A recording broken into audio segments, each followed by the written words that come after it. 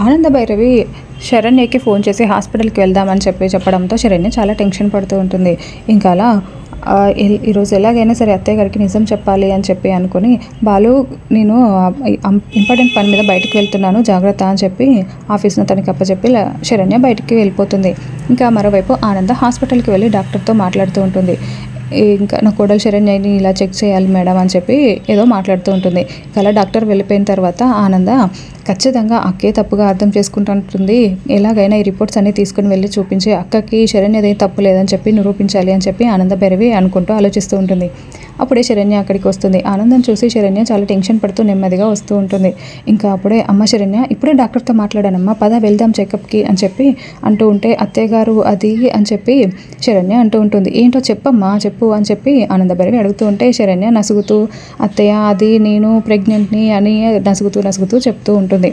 చెప్పమ్మా ఏమైంది చెప్పు అని చెప్పి ఆనంద భైరవి అడుగుతూ ఉంటే, నేను ప్రెగ్నెంట్ని కాదు అత్తయ్య గారు అని చెప్పి అంటూ ఉంటుంది. ఇంకా ఆ మాట వినగానే ఆనంద భైరవి చాలా షాకింగ్గా ఒక్కసారిగా టెన్షన్ పడుతూ ఏడుస్తూ ఉంటుంది.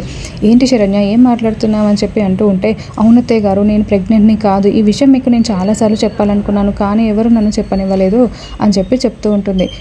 ఇప్పుడు శరణ్య చెప్పేది అందరూ నేను ప్రెగ్నెంట్ అని అనుకుంటున్నారు అని చెప్పి ఆనంద భైరవి అంటూ ఉంటుంది. మేము ఇన్ని సెలబ్రేషన్స్ చేసుకుంటుంటే కూడా నువ్వు ఎందుకమ్మా చెప్పలేదు అని చెప్పి అంటూ ఉంటే, ఆ రోజు రిపోర్ట్స్ నా పేరు మీద ఇంటికి వచ్చినప్పుడే చెప్దాం అనుకున్నాను అత్తయ్య గారు కానీ చెప్పలేకపోయాను అని శరణ్య అంటుంది. నీ పేరుతో రిపోర్ట్స్ రావడం ఏంటి అంటే రిపోర్ట్స్ నీవి కాదా అని చెప్పి ఆనంద భైరవి అడుగుతుంది.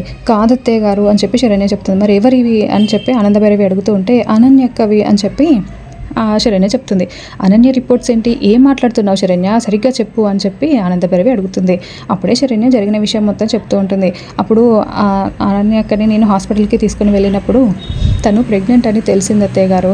ఈ విషయం ఇంట్లో చెప్తే ఇంట్లో నన్ను ఉండనివ్వరు, ఎలాగైనా నన్ను అబార్షన్ చేయిస్తారు ఇంట్లో వాళ్ళందరూ కలిసి అని చెప్పి నన్ను చెప్పొద్దని బ్రతిమిలాడింది. ఆ తర్వాత కూడా చెప్దామని అనుకుంటే అప్పుడు కూడా చెప్పొద్దు అని చెప్పి తనే నన్ను ఆపింది అత్తయ్య గారు. మిమ్మల్ని మోసం చేయాలని కాదు, నేను నిజం చెప్పలేదు అంతే అని చెప్పి శరణ్య అంటూ ఉంటుంది. నువ్వు అబద్ధం చెప్పినా నిజం చెప్పకపోయినా ఏది అయినా జరిగింది ఒకటే కదా శరణ్య, మేము ఇప్పుడు ఎలా అని చెప్పి ఆనంద భైరవి అంటూ ఉంటుంది.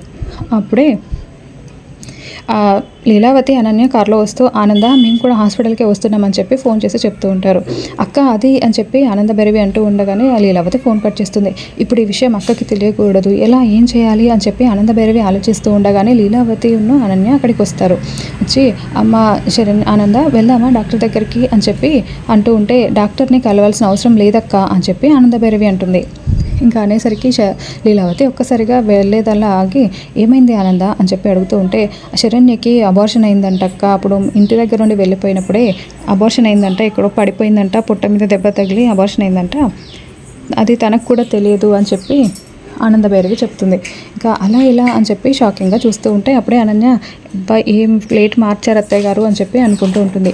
ఇంకా శరణ్య కూడా సైలెంట్గా నిలబడి వింటూ ఉంటుంది. ఇంకా అలా లీలావతి కరిగిపోయి, అమ్మ శరణ్య ఇలా జరిగిందా, సర్లే అమ్మ నువ్వు జాగ్రత్తగా ఉండు అని చెప్పి చెప్తుంది. ఇంకా ఆ తర్వాత అందరూ ఇంటికి వెళ్ళిపోతారు. ఆనంద భైరవి ఇంట్లో ఉంటుంది. శరణ్య కాఫీ తీసుకొచ్చి ఇస్తుంది.